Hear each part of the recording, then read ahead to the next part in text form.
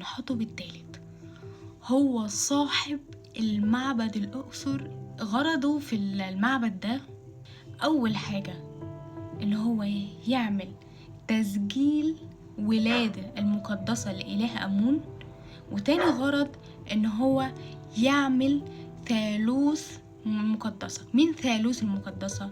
اللي هو أمون، موت اللي هي زوجته، خنسو اللي هو ابنهم، ده إله القمر. خنسو معناه اللي هو المسافر. بيقولوا حاجتين، إن هو يعمل المعبد علشان العرش. في العصر ده كان ساعتها الإله أمون في الأسرة 19، الأسرة 18 و19.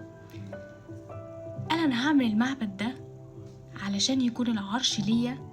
بس لما لقوا إن أمنحتب الثالث مامته اسمها